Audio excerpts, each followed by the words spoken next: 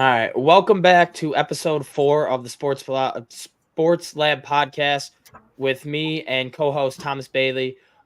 We have a lot to get into on this episode as the NHL and NBA draft has happened. Off season, a lot of free agent signings, some trades, just a lot to get into between those two sports. And then the MLB All Stars was just announced. But before we get into any of that, I just want to say rest in peace to Kyrie Jackson, the Minnesota Vikings rookie who tragically died in a car accident. Condolences out to his family. His career is just getting started. It's absolutely sucks to see when things like that happen. But let's get into it now. We'll start with this. We'll start with Sabres talk. I know us Sabres fans have a lot of opinions on what's happened over the last couple of weeks. We'll first start with the draft, where the Sabres had the 11th pick, traded back to the 14th pick, where they drafted Consta Helinis. I'm not exactly sure how to pronounce that name. And then they had 2 second-round picks from that trade, where one of them they traded to go and get back Malenstein, get his rights as he is an Malenstein as he is an RFA. And then they also drafted in the later rounds a hometown kid. They drafted someone from Hamburg, so that's pretty cool to see. But Thomas, what are your thoughts on the draft, the Sabres draft so far? I feel like we could have done a little bit more in the first round. I know that we moved back the 3 spots to pick up that second, but I really didn't like. I like Constantinius, but I feel like his ceilings at best are going to be a second line center. I don't see him becoming anything more than that. He's just an everyday run of the mill, average third, fourth liner guy. Especially right now, he's probably going to Rochester. I don't like the move. I know we were trying to trade out of the pick. That's really what I would have done if I had an opportunity to. So I didn't like that, but I liked Brody Zemer the third round, I believe it was. So that's a very good thing to have as well for the depth. I think he's kind of like a Yuri Kulich-like level prospect. He's very big, but he can score. And that's something that is basically our Alex Tuck replacement down the line, I feel. So that's another really good one. So for the most part, I liked Cleary too in the 5th. But basically, it's a good draft. We just got to keep building up that depth, waiting for someone to emerge as a third or second line player. Yeah, personally, I'm upset they didn't trade it, but I guess if the value wasn't there, they went and took who they thought was the best guy, and a lot of people had Helinas as a top 10 guy on their boards. So value-wise, I think it was a good pick. It was just frustrating to see that we actually drafted someone, especially a center, as we've drafted 8 million of them over the last couple of years. Kevin Adams sure loves drafting centers, even though we already have our 2 what's supposed to be franchise centers locked up for the next 7 years.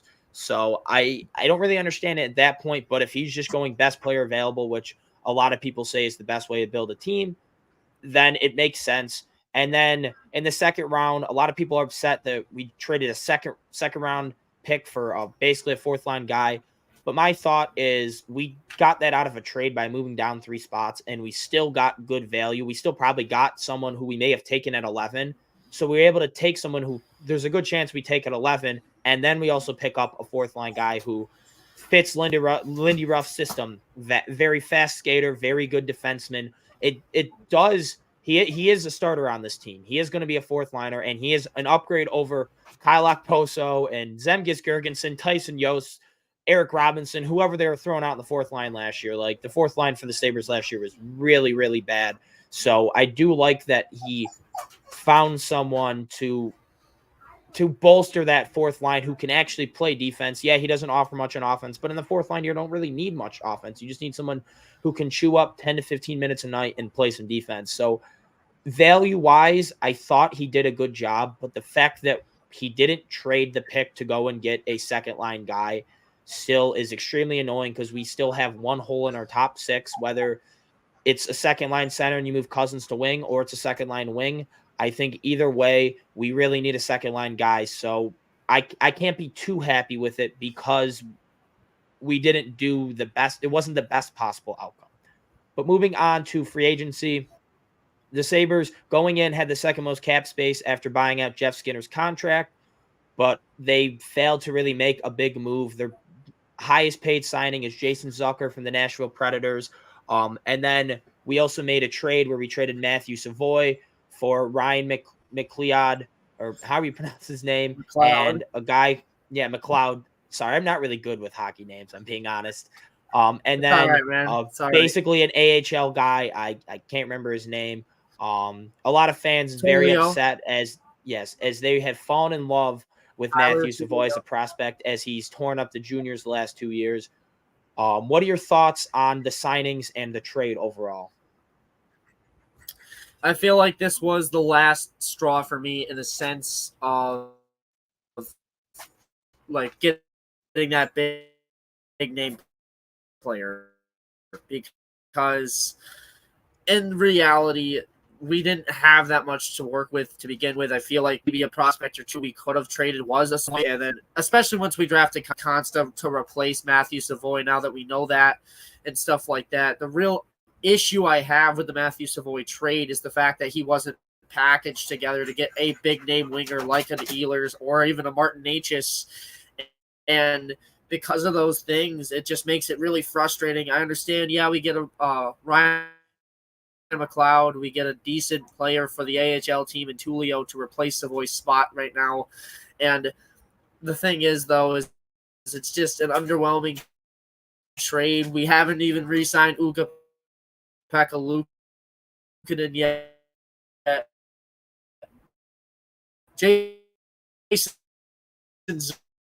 Zucker comes to the team for $5 million when they paid Marchessault, who's I believe million times better for the same age.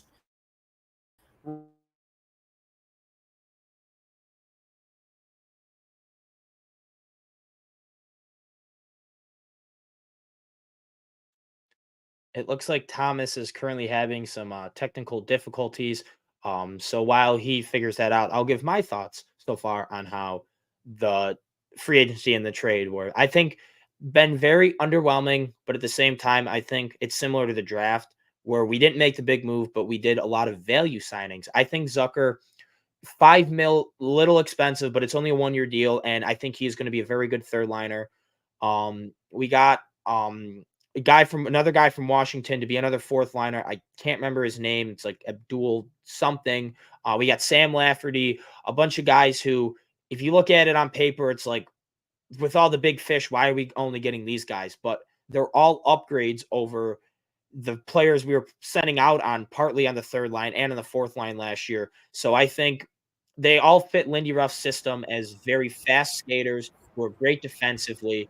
So I think we're a better team right now than we were at the start of free agency. So I can say that the Savoy trade, it's sad to see him go, but I've seen a lot of reports where the NHL didn't view Savoy nearly as high as us fans did. Us fans thought just because he was tearing up the juniors, he was one of the best players in the juniors, that he was going to just come in and instantly be this top six guy. But at his size, his history is not on his side. There's only a handful of guys who have really made a name for themselves in the NHL at his size. And the fact that he was drafted in the top 10 over 2 years ago and still wasn't even going to be in the NHL it's going to take him over 3 to 4 years to make it to the NHL after being a top 10 pick. That kind of hurts his value some. And we do have a lot of very good prospects still where we could afford to make a trade like that. And it doesn't hurt us too much as we still have Kulich, Noah Oslin, Isaac Rosen, Lucas Rushak, and many others. Because Helenas, because Kevin Adams, you may have his gripes, but he has been a very good drafter, especially in the first round. There's not really many first round picks where you can look at and be like, wow, he really missed on that pick. Like he has hit or at least gotten decent value out of basically every single one of his first round picks and a decent amount of his second round picks too. Like he has done a very good job drafting. So we have one of the best ranked prospect pools. So now we go and get a Ryan McLeod, who is only 24. Yes, the most points they had in the year is 30, which was last year, 12 goals, 18 assists. He's in a UFA after this year, but he was in like the 97th percentile in defense and like the 100th percentile in skating. Like he is an extremely fast, very good defensive player. And his advanced numbers offensively look better than his point totals. I mean, yeah, playing in Edmonton, you're spending some time with Draisaitl and McDavid. That's going to help you on offense. And it showed in the playoffs. McLeod had a very, very good playoffs. So I guess we're hoping that we can get a lot of what he had last year. He just made it a cup run. So now we're bringing in someone who played a key part in a cup run, just like we brought in Byram last year to help with the culture change, because Buffalo needs a culture change. So we're bringing in some of these veterans, or I guess Byram and McLeod aren't really veterans. We're bringing in guys on teams that have made it to the Stanley Cup Finals, so it can show the players that we have in our team what it takes, like how we have to practice, how we have to be as people to be able to make it to the playoffs and make these runs. So if you look at it from that aspect, I don't really hate the trade. When I first saw it, I was very mad, but I've kind of cooled off and thought about it more. And I'm like, it's not a bad trade. I think McLeod is a very good third line center. So the way I'm looking at our lines right now is you got Thompson, Tuch, Paterka. I think that has to be our first line. If that is not our first line, I will be extremely mad. I think the way they're playing the last 20 games last year, I think that can be a very deadly first line. And then second line, you got Cousins, Benson, Quinn is what it's looking at right now, which I think is a little underwhelming. I still think we need a second line guy and move Benson down to the third line. But right now, you stick him with Cousins and Quinn, which I think Benson will eventually get there. I just don't think this year. I think he needs another year or two to develop to become a top six guy. And then on your third line, you got Zucker, McLeod, and maybe Lafferty, maybe Malenstein, maybe Abdul. What about stick Zucker? one of those guys. Zucker and McLeod are definitely. I think they're definitely gonna be in the third line. I'm saying maybe we call up a Kulich. Maybe we have one of those fourth line guys play. Not really sure yet. And then on your fourth line, maybe they bring back Krebs after we drafted or after we traded for McLeod. Not too sure if we bring him back, but if we bring him back on that fourth line, he is going to be playing with better players than he has in Buffalo so far. So he'll probably put up his best numbers, I think, this year if he does come back, because he'll have better talent around him. But if he's not, then you got Lafferty probably as your 4C. Then you probably have Malenstein and Abdul. Can't remember the rest of that name. Or we signed a bunch of other like guys to really cheap deals. So our depth is much improved from what it was last year. We signed Henry Yokihari for defense, and we signed a couple defensemen. So defenseman depth even a little bit better too. Bring back Bryson. So overall, we haven't gotten that big fish. I still really hope we get Ehlers, but it's a bidding war right now, and not a lot of people want to play in Buffalo after us not making the playoffs for 13 years and the way we handled the Jack Eichel situation. So I don't know if we really get him. I've seen reports that we have to that Winnipeg is wanting Kulich and Ostlund, which, or maybe it was Rosen, which honestly, I would do it. I would do it. I love Kulich. I think he's going to be a stud. But if it's Ostlund and Rosen, bro, if it's Ostlund and Rosen, put on the ski mask if you're Kevin Adams, because that's robbery, bro. For real. Ostlund has not developed the way we thought, and Rosen is played in like 3 games. Yeah, I don't know. I mean, you look at Ostlund in the World Juniors last year; he absolutely was tearing it up for but Finland or Sweden. You know, another player that used to tear up World Juniors, another player that used to, Tarasov a few years ago with the Flyers. And yeah, I don't know. Yeah. I think I don't know. The NHL. It's just weird. I think the NHL views Ostlund as our second best prospect behind Kulich. I think Kulich is our number, but I think they wanted Kulich and Ostlund, which to get Ehlers, I would love that. And personally, I would rather get a center and you move Cousins to winger. I think he's better at winger, but if you can't get a Martin Necas, needs to make the move to center.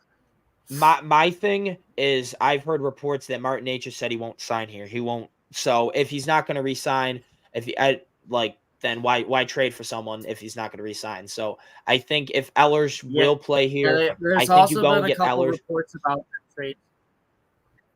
Yeah, I mean you keep going.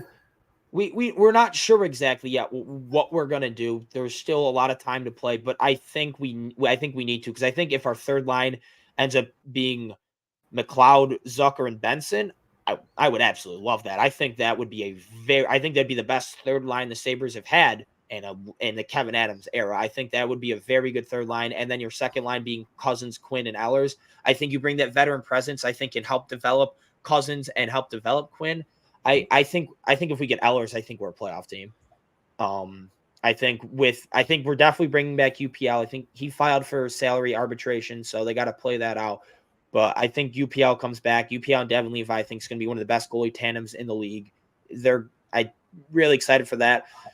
Defensively, I'm still a little worried about Samuelson's health to be that second line, that second pair defenseman with either probably Power. Byram's probably going to play with Darlene, and then Power will probably be with Samuelson, would be my guess.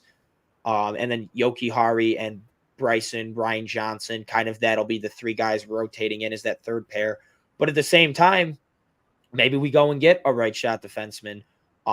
We package maybe Yoki Hari and Krebs and maybe a prospect to go and get a better right shot defenseman to pair with Owen Power. And then you can put Samuelson, which at that cap hit, it would suck that he would be a third pair. But then you have maybe Ryan Johnson and Samuelson as a third pair. I think that'd be a good third pair. They don't offer much offensively, but I think defensively, again, you put that with our fourth line. I don't really see many teams scoring on that fourth line as they just eat another 10 to 15 minutes a game.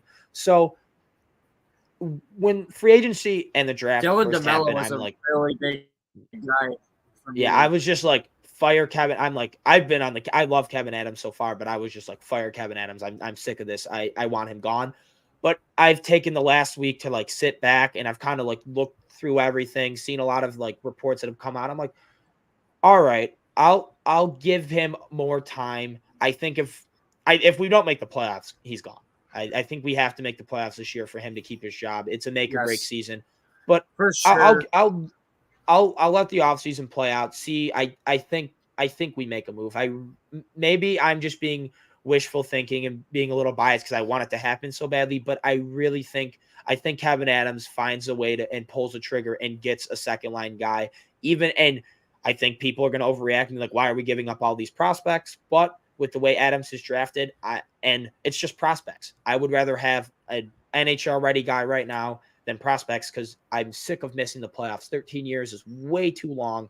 So personally, I really don't care what we have to give up. As much as I love Kulich, I would give him up in a heartbeat to get someone like Ellers. So I guess we just have to play this out. You kind of cut off when you were in the middle of talking. Do you have any more thoughts that you want to add? Yeah, really one guy that, like, honestly, if I could have laid the blueprint myself, I feel like Marchessault would have been a must for me. He would have played what Jason Zucker is going to play for us. So basically that guy who's going to either be on that second pair, you can move someone down to third to hope to get Quinn and Benson going more often with Marchessault. So things like that would have been great. And he literally went for $500,000 more than what Zucker did. It's just over a longer time. So give him something like 3 years with $6 million at a cap hit. I would not have been mad at. That's only $1 million more. And in my opinion, he's a lot better at the job that we're trying to get Zucker to do.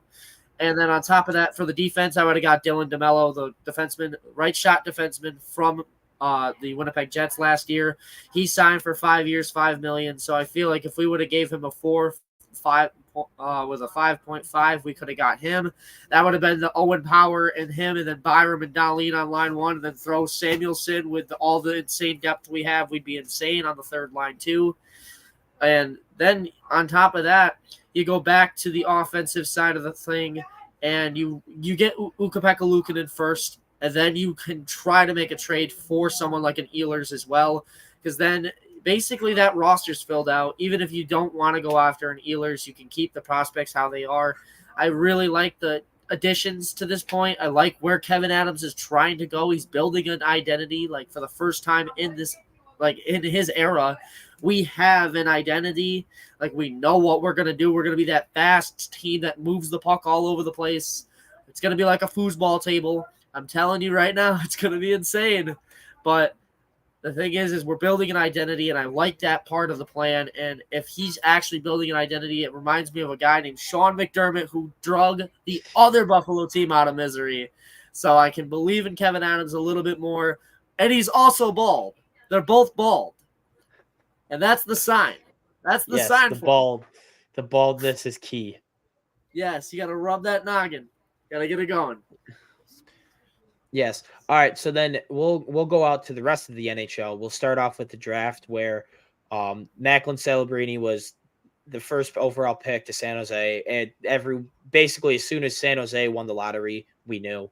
Macklin has been the number one guy in this class for the last like couple of years. Like he is an absolute stud. Two and He a is half going to years be now. him and Will Smith on that first. I think him and Will Smith is going to be a very good center duo for You years to should have come. known that Macklin was going to be insane as soon as he got that offer from Boston College of all colleges at 16 years old. Man, he's a dog.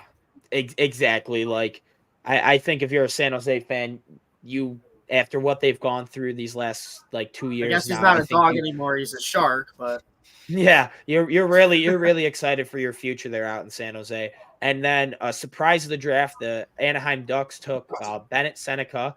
He was even shocked himself that he went that high. Oh my god.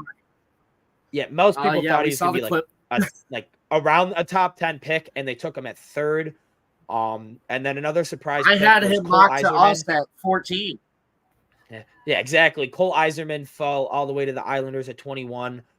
He before the year started, a lot of people thought he was gonna be like a top 3 pick, and he just didn't have that great of a year. He kind of fell down a lot of draft boards. He ended up falling all the way to 21. So what are your thoughts on who would you say your winners and losers are of the draft? I think immediately there's 4 losers off the top of my head, and it's 2, 3, 4, and 2, 3, 4, and 6 because none of them wanted Ivan Demidov. Ivan Demidov was literally the best prospect in this draft class. I don't care. I think he's better than Celebrini. No. Listen to me. Hear me out. The only thing they match in point production. And I think Demidov just offers more physically, being 6'1", being 195. I think he offers more. The only issue with him is he's going to be gone for this next season. So the thing is, though, that makes no sense is number 2, Chicago. If you're going to go for the big Russian defenseman and Anton Salayev, or if you want to go for the opposite side of the spectrum and go Artem Levshinov like you do, I really don't understand the point of that because realistically, with the way they've drafted defensively, the best move would be to trade for somebody, get a veteran, try to see what you can do on that blue line. Going out and drafting a rookie, rookie defensemen struggle all the time in the NHL, so I can't imagine him impacting the team too much until year 2 or 3 when Ivan Demidov would have already been there anyway, playing for you at a high level as he is. Same thing goes for Beckett Seneca at 3. If you're going to draft a guy you can't use for a year or 2 in the future, why is it not Ivan Demidov in that situation? And then Kent Johnson isn't really the big name guy we thought he was going to be. So realistically, why don't you go get a Demidov? You're not going to compete next year down the road. And with that being said, you could take him there as well. Build that Russian chemistry, considering you have so many Russian prospects. And then on top of that, Montreal finally takes him, the only winner in this situation. Because realistically, how do you let him fall that far down the board? I don't understand it. I feel like that's just kind of bad in a way. I feel like it's almost like racism just against Russians, like with the NHL. I swear, man, it's weird, but it works like that, I guess.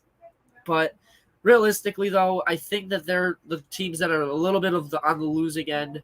A team I really thought did amazing was the San Jose Sharks, getting Celebrini and Dickinson, 2 of the best prospects at their respective positions.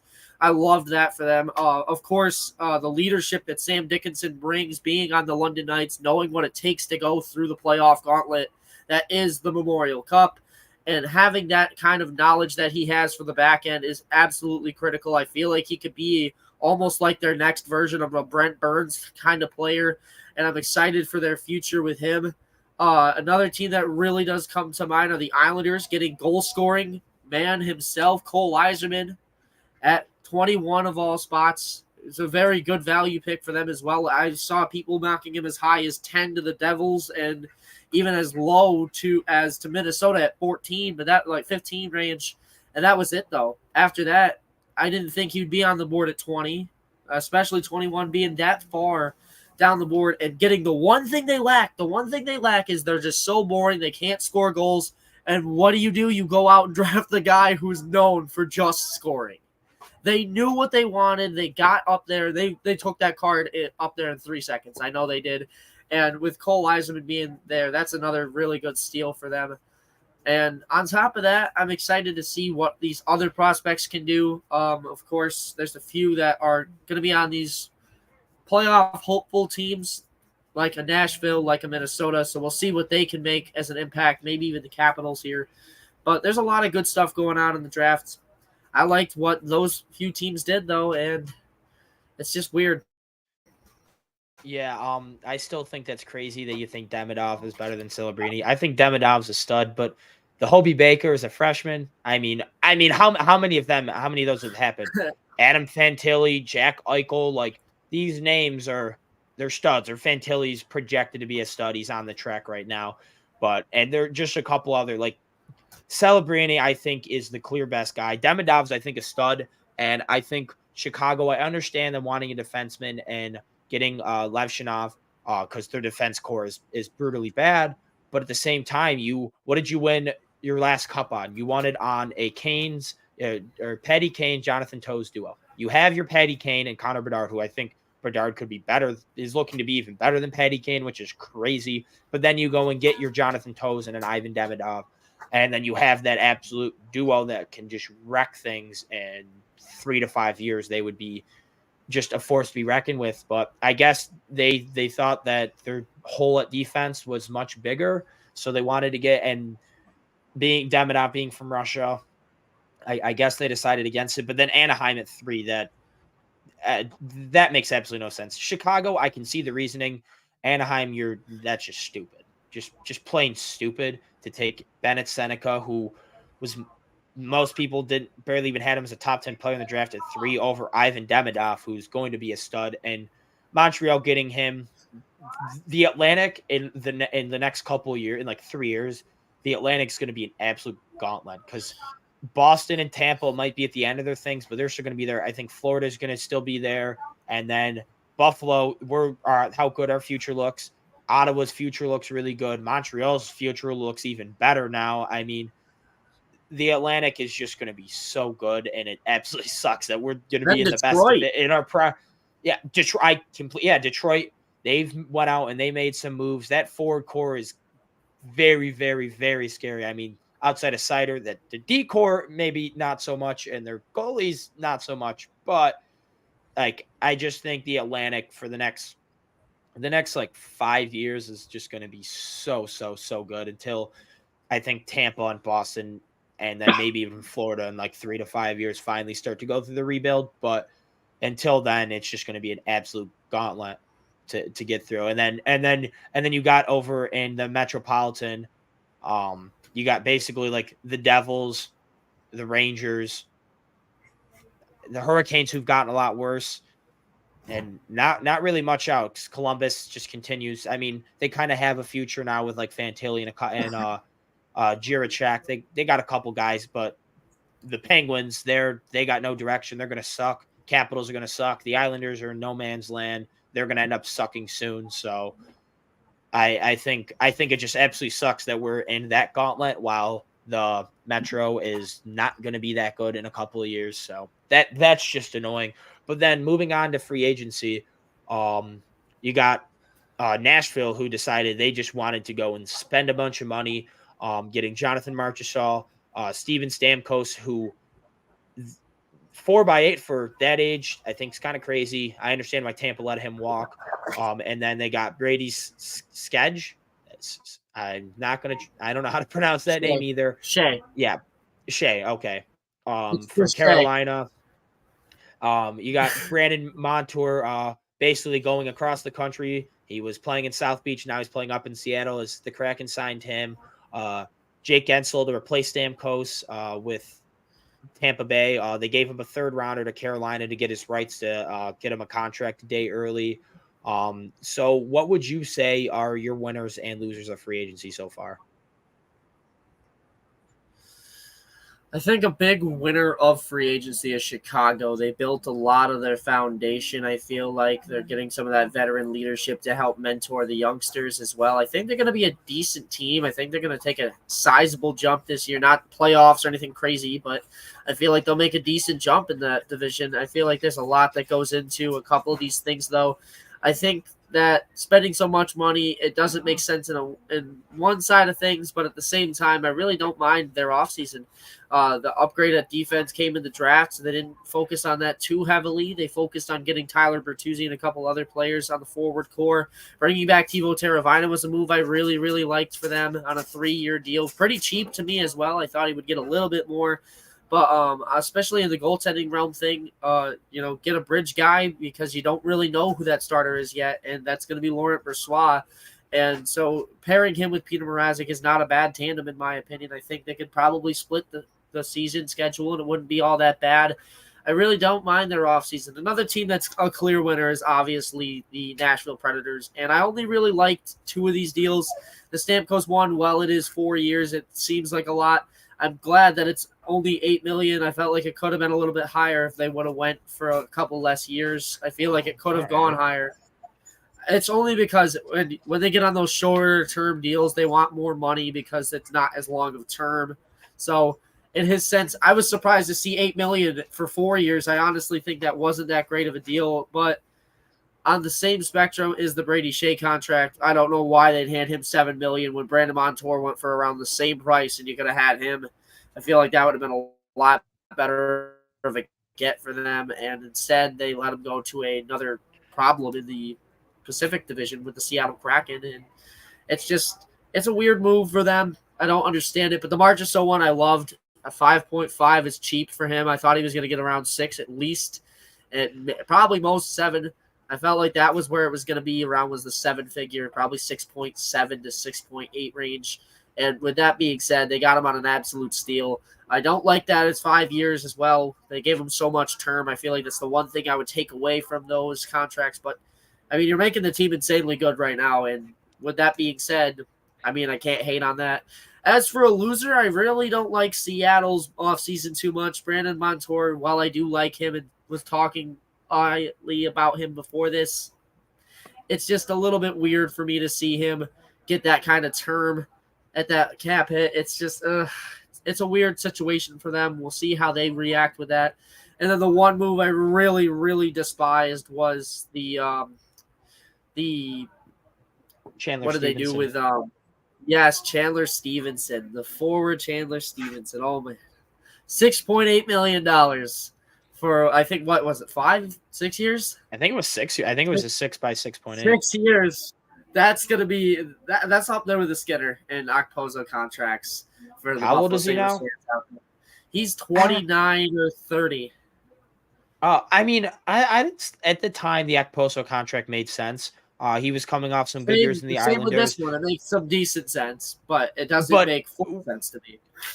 I don't know. I don't think the Skinner one, I think that one was a bad one at the time. But the Okposo one, even his first year in Buffalo, he was pretty good. We were trying to make that jump to the playoffs, and he was coming off some good years, the Islanders. So, yeah, obviously the end of it was quite bad. The Skinner one was bad from the jump. It also didn't help that we had an absolute moron as our head coach who had a personal vendetta against Skinner would be my guess. I don't know what Skinner did to him, but I can't even remember. Yeah, I can't even remember what the coach's name was. He was so bad. Ralph Kruger. The guy before. Yeah, Ralph Kruger. One of the worst coaches, might be the worst coach of Sabres history. Absolutely hated Jeff Skinner. So that made that contract really bad. But yeah, the Chandler Stevenson one could also get on that level. One quick thing. Speaking of Jeff Skinner, him signing with Edmonton, I think that is an absolute great contract for Edmonton. What are your thoughts on that? 3 years, not 3 years, $3 million on a 1 year deal. I like that a lot.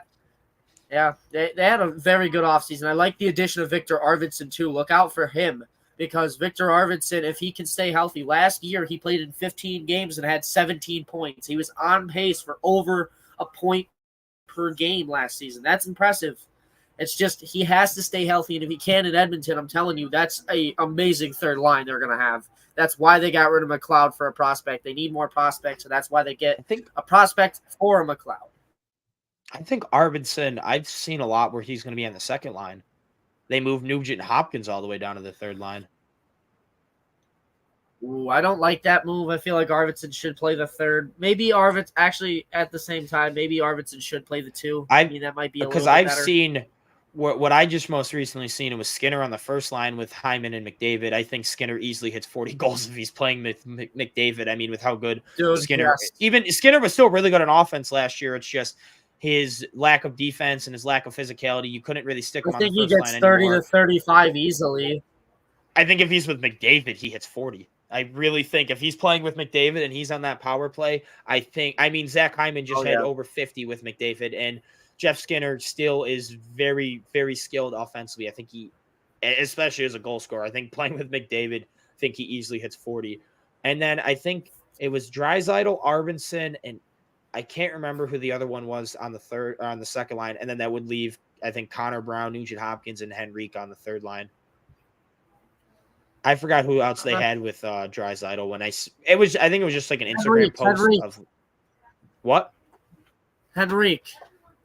Well, they had Henrique in the third line with I'm not sure Nugent Hopkins and Connor Brown. I can't remember. I saw it earlier today. But then again, who really knows? They can move everything around. They have a lot of forward depth now. I think Edmonton is the Cup favorite going into next year, if I'm being honest, because they didn't lose anyone. They only gained, unlike Florida, who lost a big piece to their defense, and they already have some older players who are already in their prime, while basically all of Edmonton's best players are kind of younger, reaching their prime, or are McDavid and Draisaitl, Yeah, that's a very good team there with the Oilers. I mean, at this rate, I'm not sure who I would have as a favorite over there. There's 5 or 6 teams that are insanely good in the Western Conference right now that I could see winning it. Nashville's even up there in the picture now. Realistically, who would you put? I mean, what, Edmonton, Dallas? Would you put Vegas? Colorado. Vegas lost too many people. They lost Stevenson and Marchessault. They traded Logan Thompson. Yep. So you got Edmonton, you got Colorado, you got Dallas, you got Nashville. Who else would you put in there? Vancouver. That's probably 8 just right them there. 5.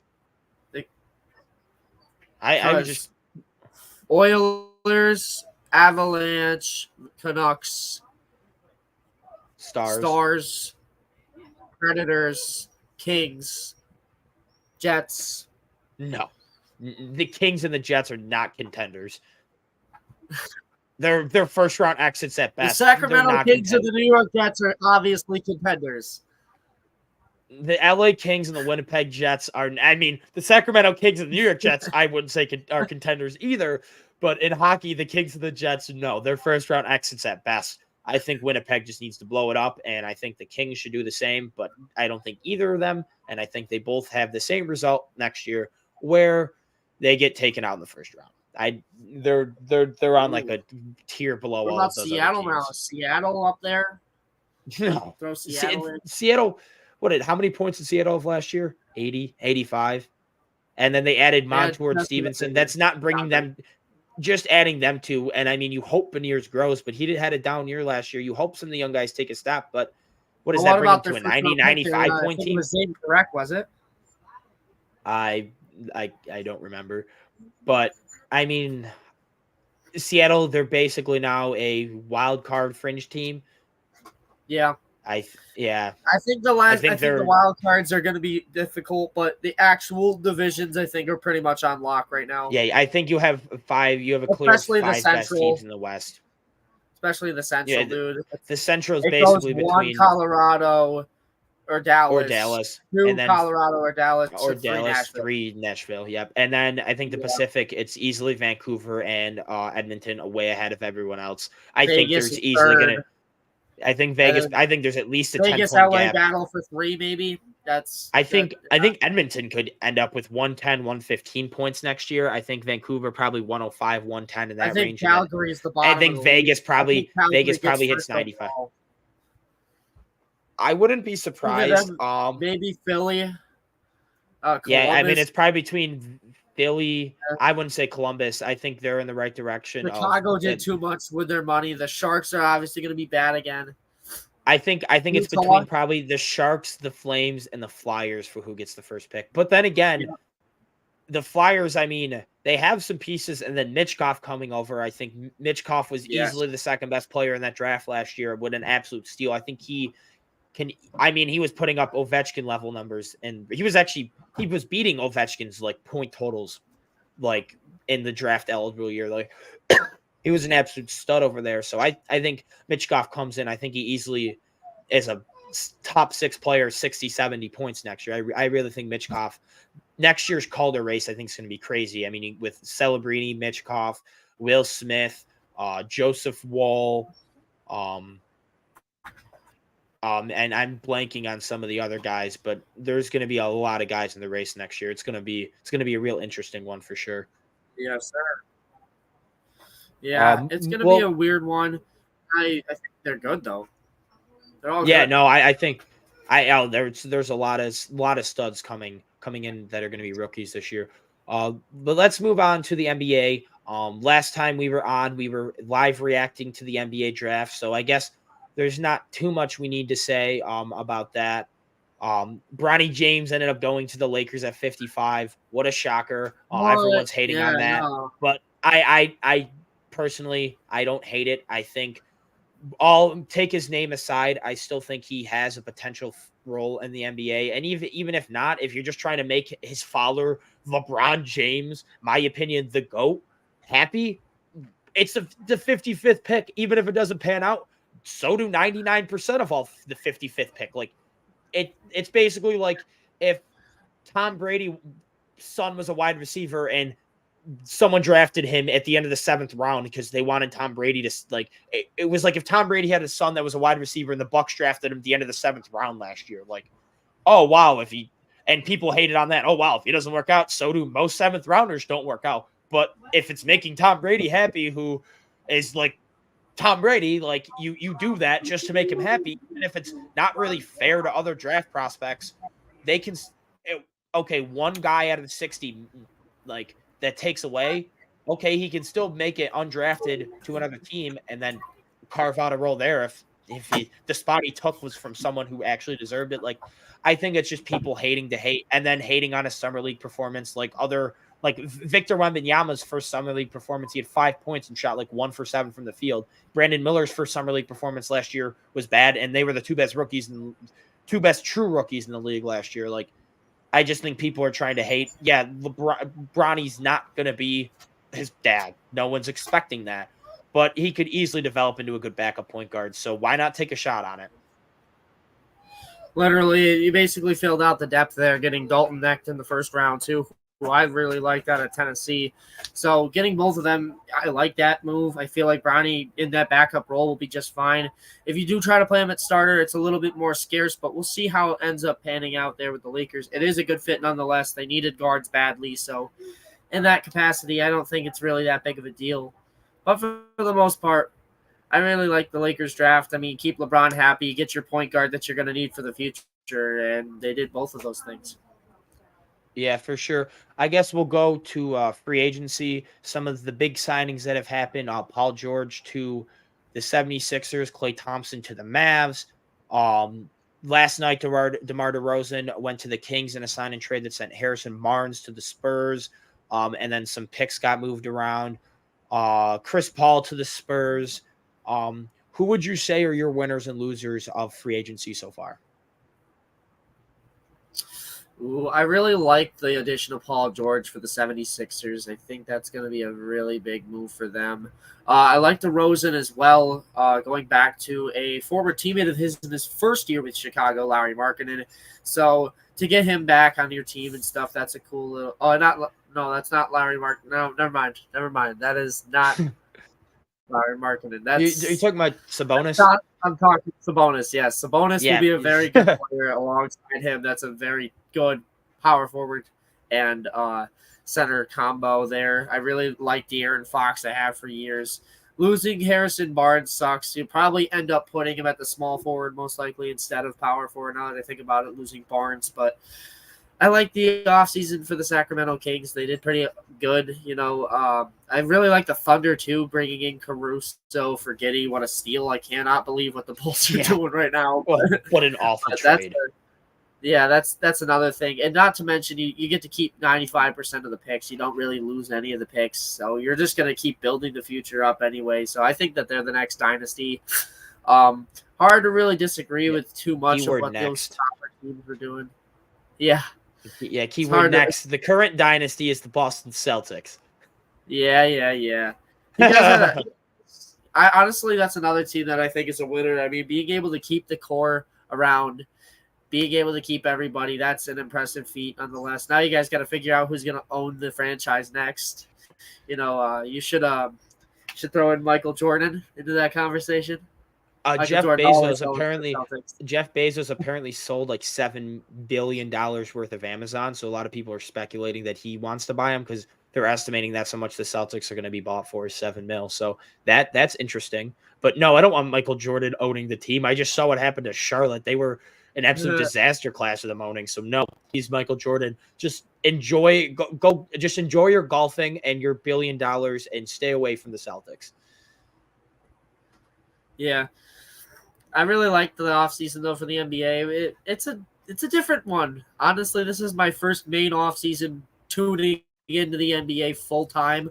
Like most years past, I just gloss by some of the things. Like the big name guys, I know where they go, obviously. But yeah, for the most part, I just kind of never really cared about it, never literally tuned in.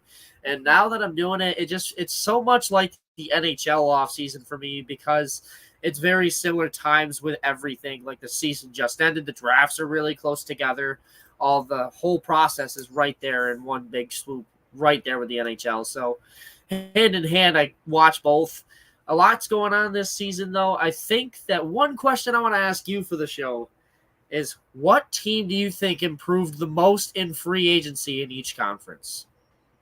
I think in the East, I think it's the 76ers. Being able to replace Tobias Harris with Paul George. And then they brought in players like Caleb Martin and Eric Gordon, re-signed Andre Drummond to fill out that depth. I mean, history has shown lately that big threes don't really work, but a lot of times it's because they're formed through trades, and they're like Kevin Durant when he went to the Suns. They had to give up basically their entire bench. They had to give up 3 of their best role players to go and get Kevin Durant. So then when he got there, they had no picks, they had no money, they had no role players. So they were kind of screwed there. But in Philly, they let Tobias Harris walk, who has been very underwhelming these past couple years at that money. And then that you spend that money that you're giving Tobias Harris now to Paul George. Yes, there's the injury concerns with Embiid and Paul George. There's the playoff choking concerns with Embiid and Paul George. So it's definitely not a for sure thing. It's very risky, but if he can stay healthy, I think Maxey, Embiid, and Paul George all fit really well together because all 3 of them shoot. All 3 of them can create without the ball in their hands. And then Embiid and Paul George are both extremely good defenders. So I really think that could be a very good big 3. Personally, I still think the 76ers are the 3rd best team in the East. Boston's the best team until they are dethroned. And then the Knicks are just so deep. I'm gonna say the Knicks are better than the 76ers, but the 76ers star power is better than the Knicks. So that could overtake them in the playoffs. Because I mean, Embiid's better than Brunson. Maxey's better than Mikal Bridges, and Paul George is better than OG. The 76ers have a better big 3, but then the Knicks, the Knicks 4th through 8th best player are way better than anyone else in the Sixers. So I think that's where they end up going ahead of them. I mean, Eric Gordon and Caleb Martin are good signings, but they're just depth. They're role players at most. So in the East, I think it's definitely the Sixers. And then in the West, I'd probably say the Thunder. I really like the offseason the Thunder have had.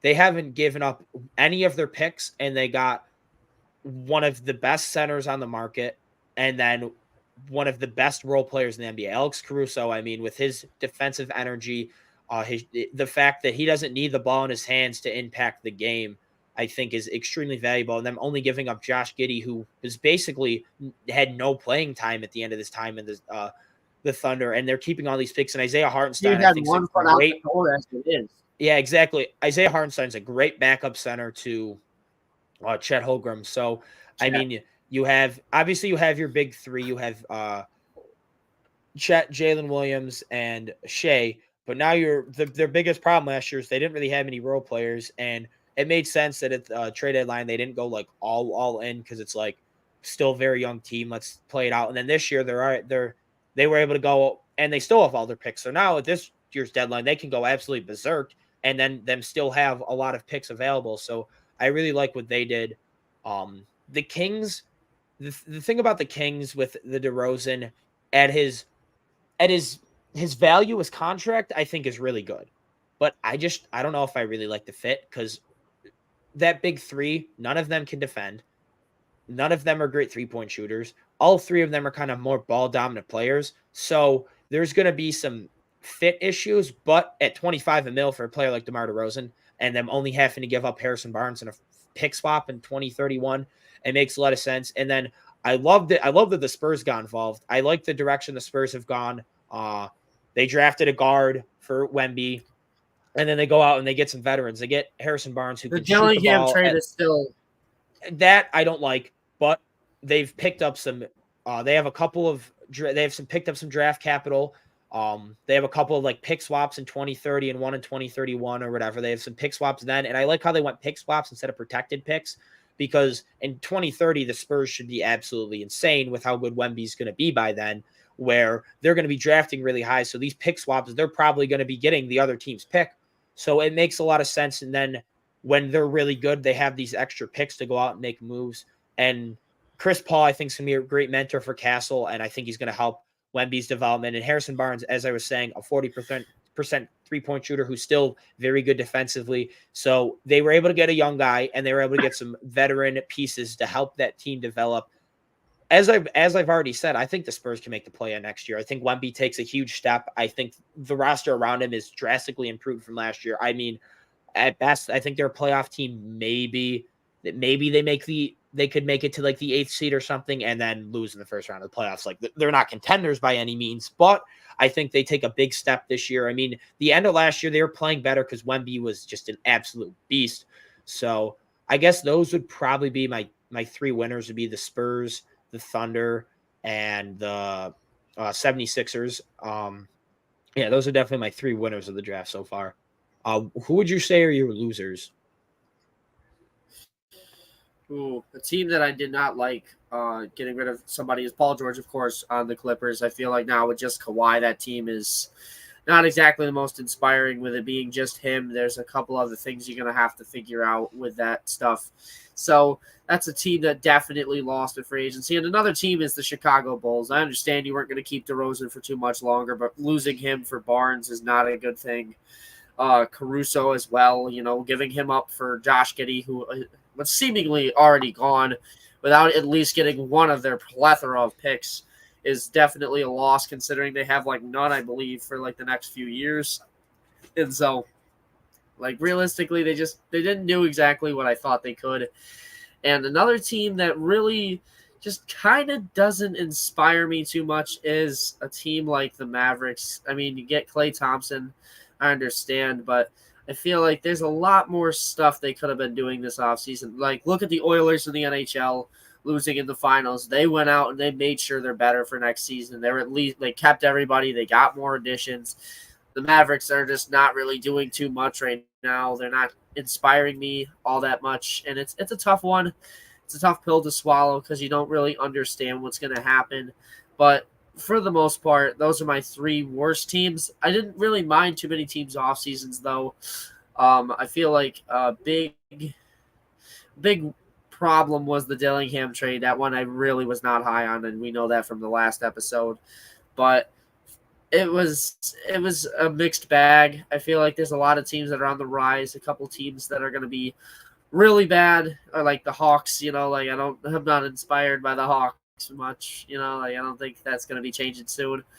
So there's a lot more to go into that, but those are my three losers, at least as of now.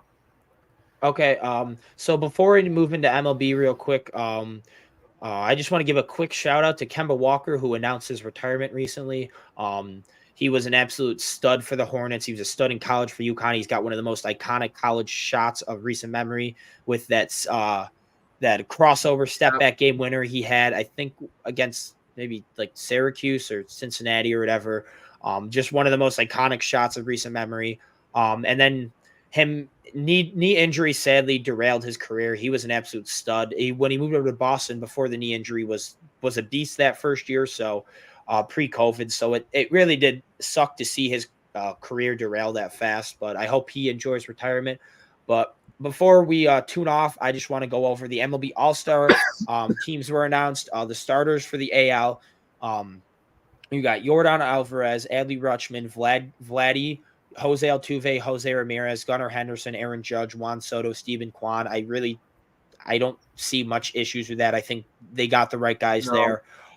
In the National League, you got Shohei, no. William Contreras, Bryce Harper, Ketel Marte, Alec Boehm, Trey Turner, Christian Yelich, Jurickson Profar, and Fernando Tatis Jr. Fernando Tatis Jr., I think they got that all right too.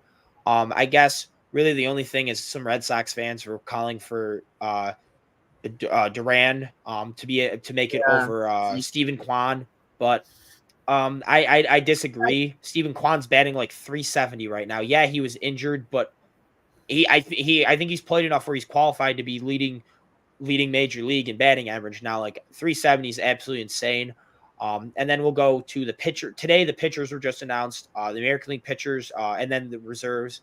Tyler Anderson, Corbin Burns, Emmanuel Clase, Garrett Crochet, Logan Gilbert, Tanner Houck, Seth Lugo, Mason Miller, Cole Reagans, Tariq Skubal, Kirby Yates, and Clay Holmes. And then the reserves were Correa, Devers, Jaron Duran, David Fry, Riley Green, Josh Naylor, Isaac Paredes, Salvador Perez, Marcus Semien, Kyle Tucker, and Bobby Witt Jr. Yeah, those all made a lot of sense. Quick shout out to the stud he is, Paul Skeens, the first player ever to be Yes. drafted first overall and then make the All-Star game the following year. It's crazy his development, the way it's very rare you see a player get drafted and then the next year they make the major league roster, let alone be absolutely as dominant as they've been. The other National League pitchers, you got Tyler Glasnow, Ryan Hesley, Jeff Hoffman, Shada Eminaga, Ronaldo Lopez, Chris Sale, Tanner Scott, Matt Strom, Ranger Suarez, Robert Suarez, Logan Webb, Zach Wheeler. Makes sense. I think Aaron Nola might have been able to make it. That top three in Philly is just absolutely nuts. So Yeah. maybe that's why they didn't give it to him. National League reserves, you got C.J. Abrams, Pete Alonso, Luis Arias, Mookie Betts, Ellie De La Cruz, Freddie Freeman, Teoscar Hernandez, Ryan McMahon, Jackson Merrill, Marcelo Zuna, Elliot Ramos, Brian Reynolds, and Will Smith. Again, all of these guys very well deserved.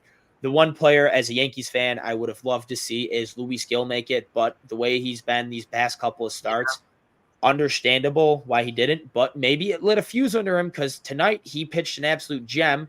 6 2/3 innings, 4 hits, 1 earned run. It was a home run. It was Rafael Devers, so okay, but and 9 Ks.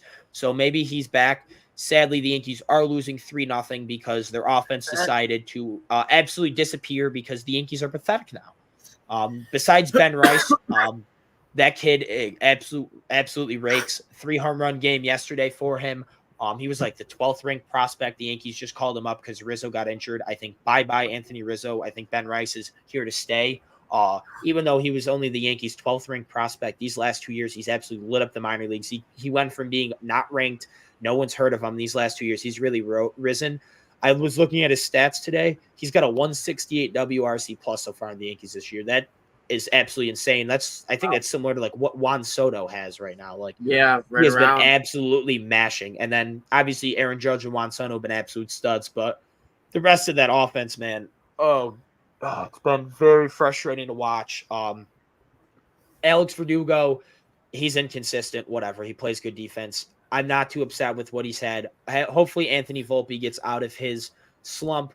I think the Yankees need to make a trade for a third baseman because I don't want DJ LeMahieu to be in the Yankees lineup anymore. He's washed. He's trash. He's awful. I hope they go and get just got announced as an all-star, Ryan McMahon. I've been saying that forever.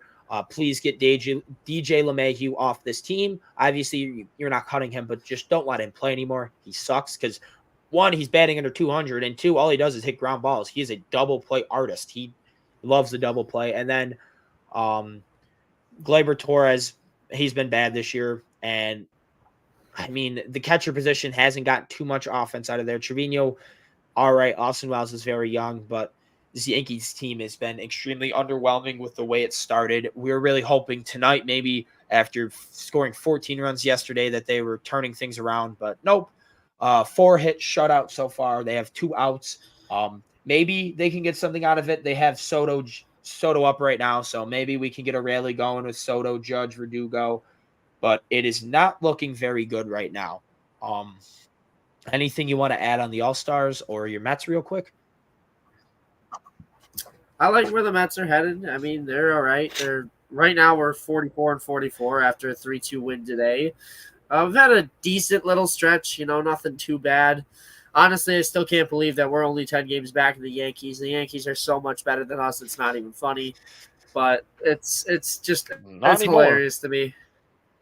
The way they've been playing these last couple of weeks. No, Yankees suck right now because Brian Cashman sucks at his job.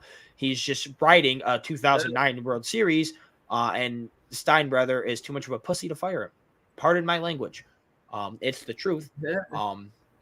But that's all we have for today. Make sure you guys like and subscribe. Please smash that like button. Please subscribe so we can grow these views, get them up there. I hope you guys all have a good night, and see you next time. Peace. Take care, everybody.